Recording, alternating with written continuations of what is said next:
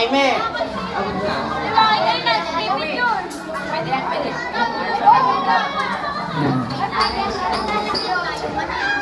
Ang ginagawa mo yan.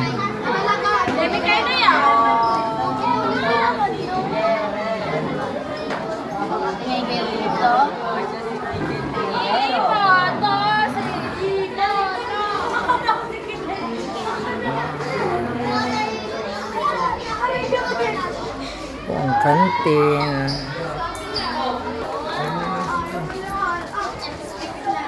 Dito po ako sa school.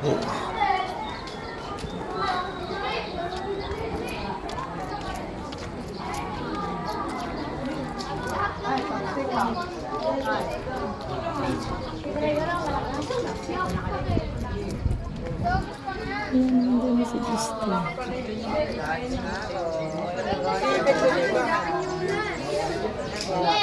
Ayun pala si Justin nasa loob ng Romeo.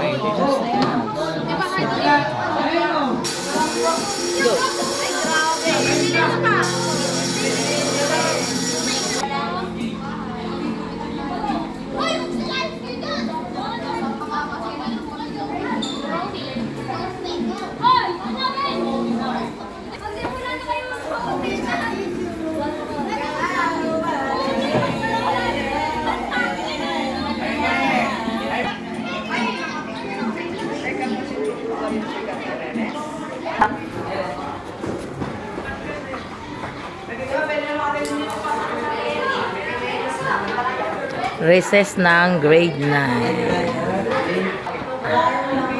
Yan.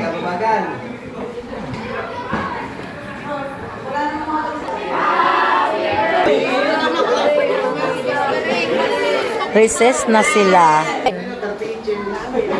Nakain pala, kaya pala hindi nalabas. Kanin ang recess.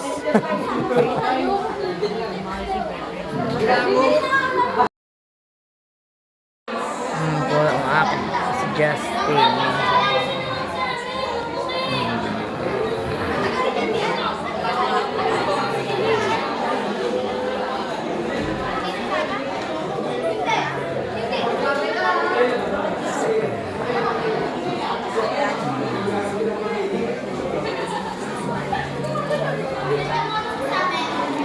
After... Hi,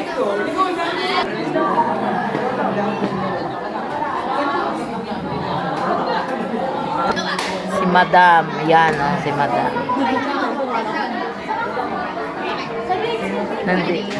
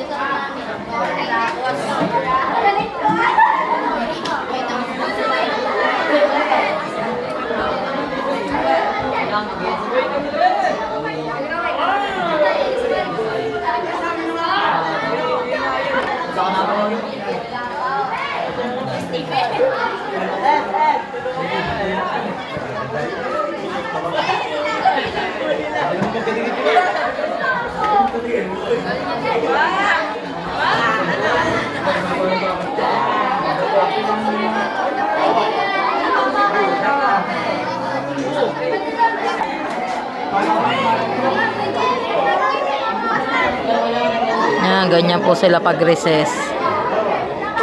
Yung anak ko nasa taas po. Nagmamarites.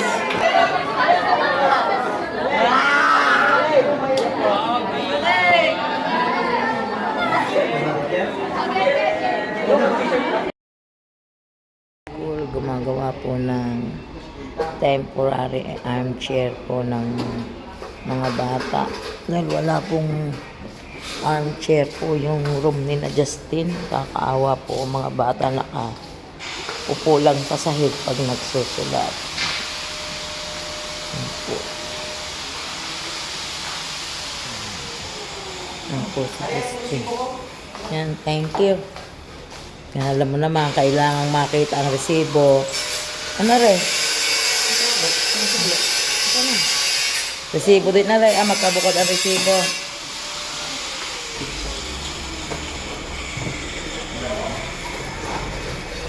Yan, resibo ang mahalaga dyan para maipakita natin sa kanila. Ay, sukli. Yan po. Paligid ng school nila. Kasi ikot ka naman. Yan guys, ito ang aming school. Dito, yan. Dito, may garden kami dito, yan. Bukana learners. Yan, mga tiga-Bukana mag-aral. May garden kami dito, yan. Siyempre, garden namin, yan, alaga namin. Thank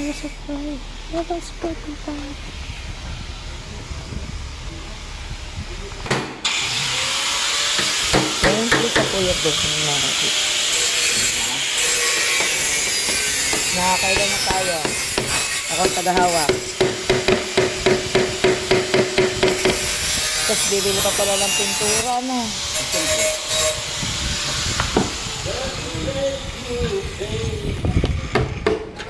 Ako. Aba, putang na mo. Sala. Sana.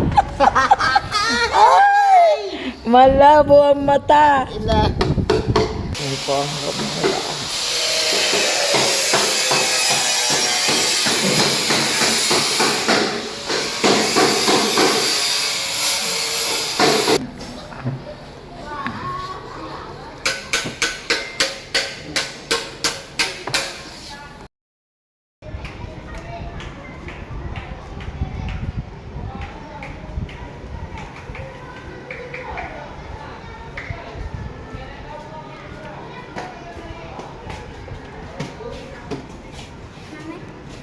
Oh. Ba't kayo nasa labas? Doon! Si Meganda pala rin eh. Pahingi daw pong garbage bag. Aling Bebang daw, where are you? Kasalanan ng Kuya Bernard, mga Aling Bebang yari po ang kantin. Yan po si Meganda. O, naglolo ka.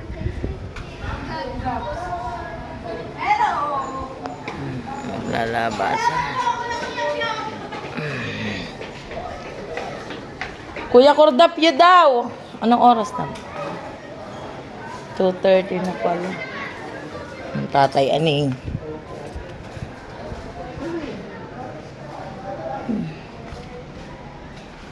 Masusolusyon na kahit papaano ang mga bata. Hindi na mahirapan magsulat. Kaya lang ilan lang ang meron.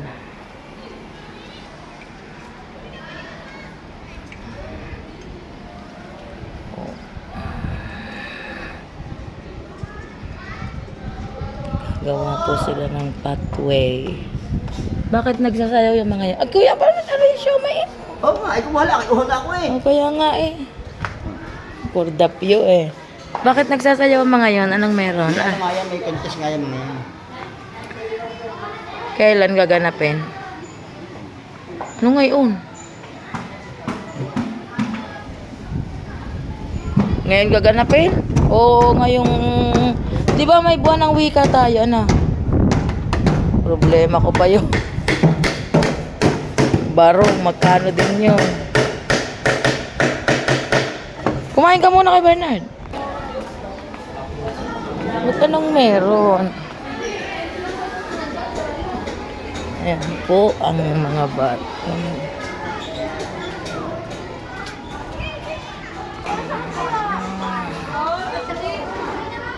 Ah, yun pala.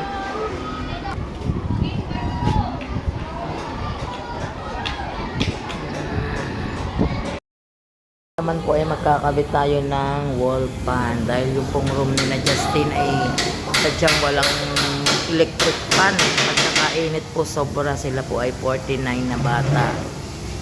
Ayan. Wala pong armchair, wala din pong electric fan.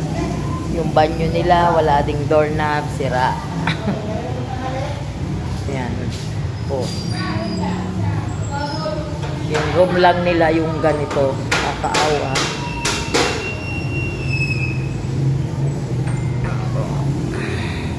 Si Kuya Jerry po, isa po siya sa mga watchman ng school. Siya na lang po yung inusap kong gumawa para makatipid naman po. Basa na po pala mga bata. Bintana daw ay wallpan yun. Oo nga. Yan, labasan na po ang mga bata. Si Kuya Bernard ay hindi pa tapos. Pinatamaan ang pinatamaan.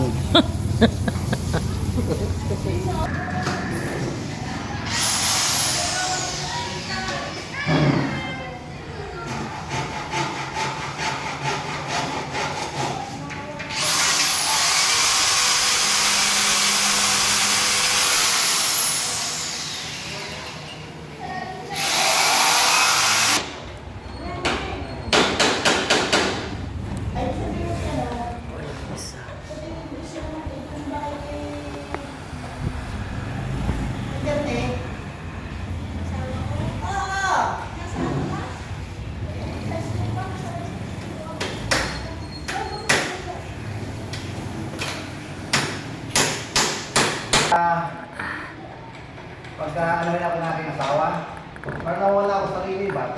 Yan. Kakabit na gilis.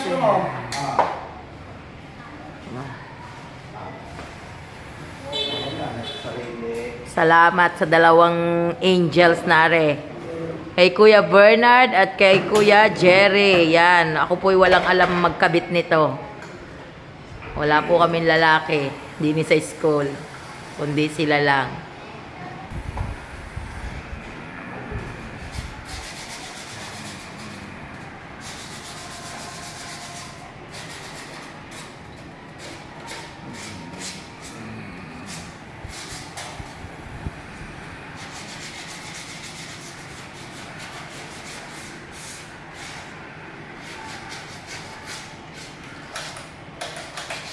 Yun. Napakabit na ang isa. Babae kaunti. Oo. Tsaka naitungo naman, di ba? Tungo na. Ah, nakatungo na siya. Tungo pa yan. Pwede pa, tumungo. Pwede pa. Oo, pala. Paborito mong kulay yan o. Hindi, ayan lang ang available na kulay.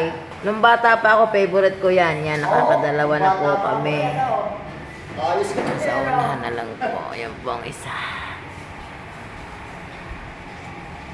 Kaya eh. Isa na lang at tapos na. Di ba yung pinayaran sa akin? Hindi mo pinayaran. Yan yan. Nagbayan. Yan yan.